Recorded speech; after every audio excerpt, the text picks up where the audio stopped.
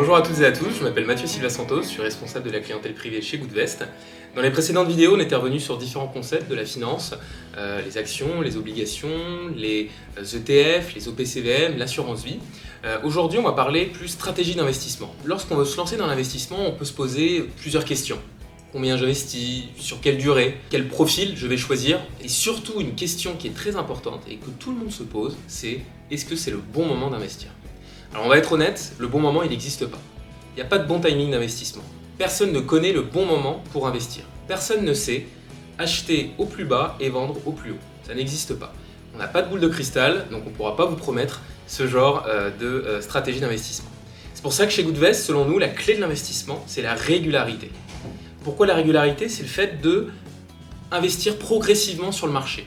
L'idée, c'est de pouvoir lisser son investissement, investir petit à petit. Par exemple, si vous avez 1000 € à investir, c'est peut-être plus judicieux de décomposer cet investissement et de ne pas tout investir d'un coup. Les marchés fluctuent à la hausse ou à la baisse. Il est possible qu'on investisse la totalité de son capital d'un coup et que demain, les marchés financiers baissent de 10%. La baisse de 10%, on l'a subie. Alors que si on n'investit pas tout d'un coup et qu'on investit par exemple la moitié de ces 1000 € qui vont fluctuer, et que lorsqu'on voit que ça a un petit peu baissé, on remette justement l'autre moitié, on profite d'une baisse des marchés financiers. Faut oublier qu'à long terme, les marchés financiers sont généralement positifs. La tendance, elle est généralement positive sur le long terme. Donc si on profite de cette baisse et que les marchés remontent, on va pouvoir participer à la reprise dans une plus grande proportion. Et c'est ça qui est intéressant justement avec le fait de lisser son investissement et donc de réaliser des versements programmés. Les versements programmés permettent de ne pas dépendre que d'une date d'investissement. Un exemple tout simple, juste avant le début de la guerre en Ukraine, fin février, une personne qui avait investi la totalité de son capital subit aujourd'hui la moins-value du fait de la baisse des marchés financiers. Alors qu'une personne qui a investi juste avant le début de la guerre, mais qui a préféré lisser son investissement, lorsque les marchés financiers remonteront, aura une performance supérieure à la personne qui n'a pas lissé son investissement. Parce qu'il est dépendant, non pas d'une date d'investissement, mais de plusieurs dates d'investissement. Et donc, tout simplement, il lisse son risque. Alors pour vous expliquer concrètement ce mécanisme, on va faire un petit peu de maths en vous expliquant justement deux scénarios. Le premier scénario, une personne qui investit sans mettre en place de versement programmé, sans lisser son investissement. Et le deuxième scénario, une personne justement qui n'investit pas la totalité de son capital d'un seul coup, mais qui va décomposer son investissement. Donc on va faire ça très rapidement, parce que ça peut s'étaler sur plusieurs mois, sur plusieurs années. Mais là, on va prendre l'hypothèse de 2 jours d'investissement. Donc, prenons deux scénarios. On va prendre deux investisseurs qui ont investi tous les deux la somme de 1000 €. L'un a mis en place des versements programmés, donc a décidé de lisser son investissement. L'autre n'a pas décidé de lisser son investissement. Donc, on va prendre le premier. Le premier, c'est mon investisseur qui a décidé d'investir la somme de 1000 € sans lisser son investissement. Donc, a décidé d'investir la totalité de ces 1000 € d'un seul coup. Donc, j'ai investi mes 1000 €. Le premier jour, ces 1000 € perdent 10%. Donc j'ai subi une baisse de 10% du fait de la fluctuation des marchés financiers. Donc, conclusion, à l'issue de cette journée, mes 1000 € ne valent plus que 900 €. Prenons la deuxième journée.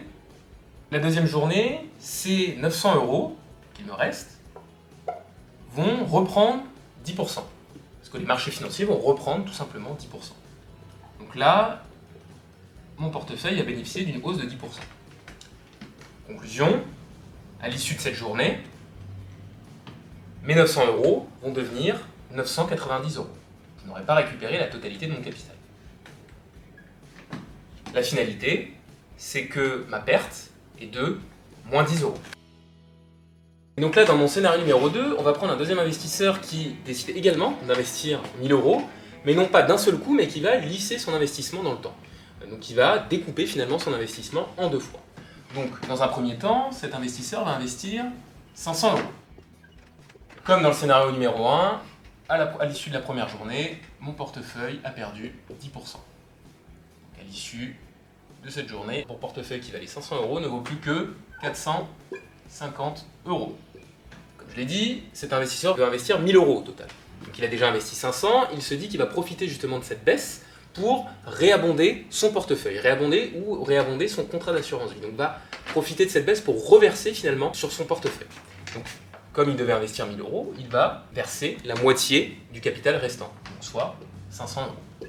Il rajoute 500 € à l'issue de cette journée.